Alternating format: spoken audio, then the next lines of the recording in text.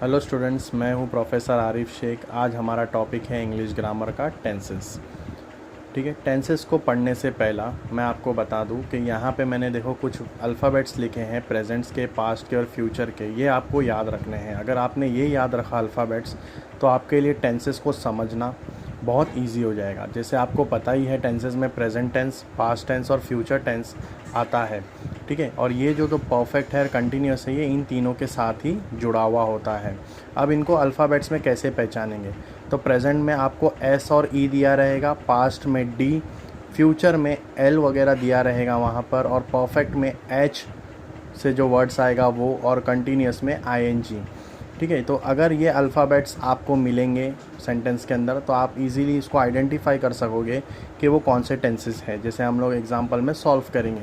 अब जैसे normal basic words जो है वो आपको पता ही है, जैसे इज़ और आर प्रेजेंट में आता है, वॉज, वेयर, डिड ये पास्ट में आता है, फ्यूचर में विल, शाल, ये सब वर्ड्स जो हम लोग सेंटेंस में यूज़ करते हैं वो फ्यूचर में यूज़ करते हैं।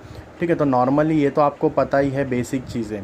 अब अगर ये सब वर्ड्स नहीं दिया होगा सेंटेंसेस के अंदर, तो हम उसको कैसे आइडेंटिफाई करेंगे कि प्रेजेंट टेंस है, पास्ट है या फ्यूचर में है? तब हमें कंसीडर करना है वहाँ पर वर्ब्स।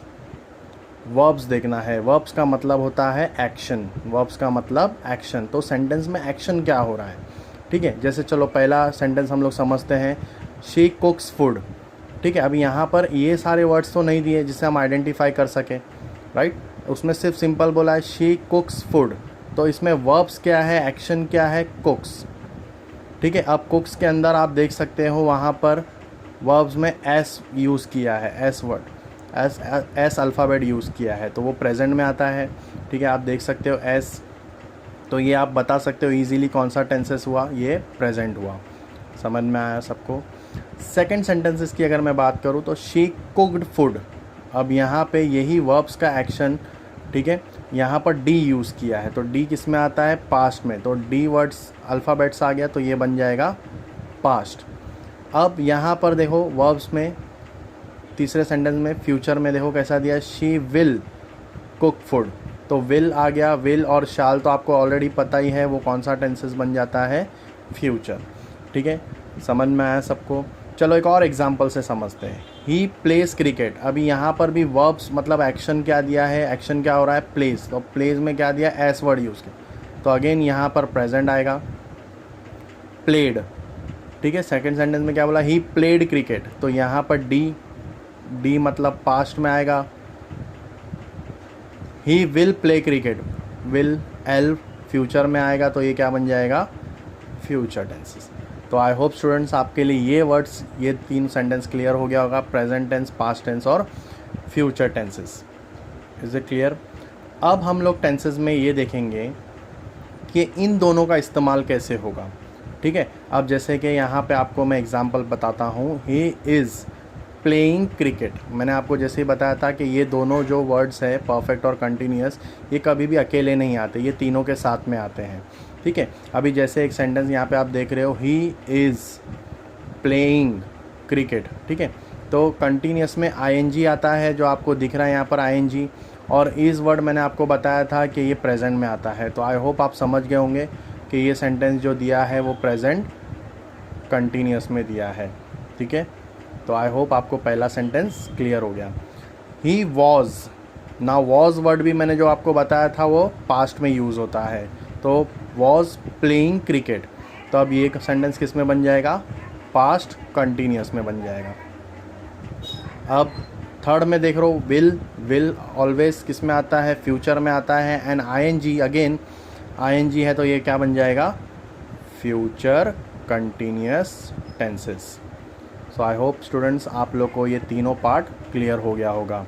ठीक है, तो अब हम आगे बढ़ते हैं परफेक्ट की तरफ। अब मैंने कंटिन्यूस का एग्जांपल भी बता दिया, पहले मैंने आपको प्रेजेंट, पास्ट और फ्यूचर का एग्जांपल बताया, फिर मैंने अभी आपको कंटिन्यूस बताया। अब मैं आपको परफेक्ट से जुड़े हुए कुछ चीज़ बताऊंगा। परफेक्ट में मैंने बताया था आपको एच, एच वर्ड है, तो एच से देखो वर्ड्स आते हैं हैव, हैज़ और हैड। तो एच और ई, एच परफेक्ट का हो गया, ई प्रेजेंट में आ गया, मतलब हैव वर्ड आया तो वो प्रेजेंट होगा। एच और एस, एस भी प्रेजेंट में है और एच भी परफेक्ट में है, तो ये भी प्रेजेंट टेंस होगा। एच और डी, मतलब कि एच परफेक्ट में है, डी पास्ट में है, तो अगर हैड वर्ड आया तो ये पास्ट होगा। हैव प्रेजेंट बनेगा, हैज़ प्रेजेंट बनेगा, हैड बन जाएगा पास्ट। ठीक है स्टूडेंट्स, ये समझ में आया आपको परफेक्ट का। तो अब यहाँ पे एग्जाम्पल के तौर पे इसको समझते हैं। तो he has played cricket, he has, H और एस, तो आई होप आप समझ गए होंगे ये कौन सा टेंसेस है, perfect present tense.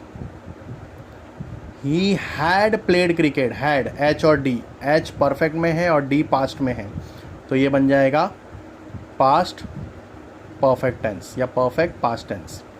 He will, अगर विल दे दिया तो आप समझ जाओ कि ये फ्यूचर है। फिर हैव दिया है तो हैव में सिर्फ एच लेना है अपने को, ठीक है, तो ये बन जाएगा फ्यूचर परफेक्ट टेंस।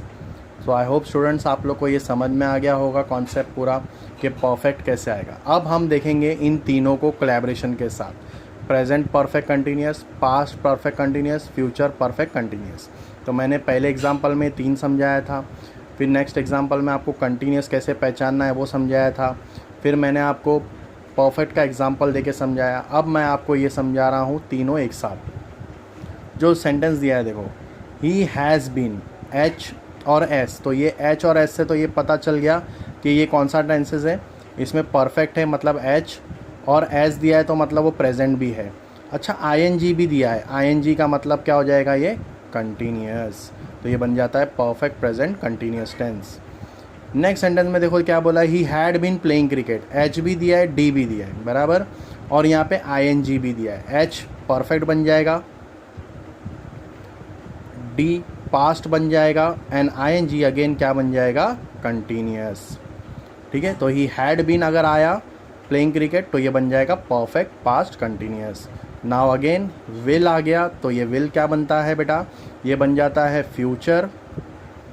एच यहाँ पर आ गया तो ये बन जाएगा परफेक्ट, एंड आईएनजी आ गया तो ये बन जाएगा कंटिन्यूस। तो आई होप स्टूडेंट्स आप लोग को ये मेरा लेक्चर अच्छा लगा होगा ग्रामर का, टेंसेस का, और आपको कौन से ग्रामर सीखने हैं इसके लिए मुझे आप कमेंट करके बताइए, तो मैं आपको और उसके अच्छे ग्रामर्स के वीडियोस आपको अपलोड करके दूंगा। टेंसेस अगर आपको क्लियर हो गया है तो आप लोग ज़रूर लाइक करो, शेयर करो अपने दोस्तों के साथ में। टेंसेस सब बेसिक फर्स्ट पार्ट है ग्रामर का जो आपको इंग्लिश ग्रामर में हेल्प करेगा। मिलते हैं फिर नेक्स्ट वीडियो में।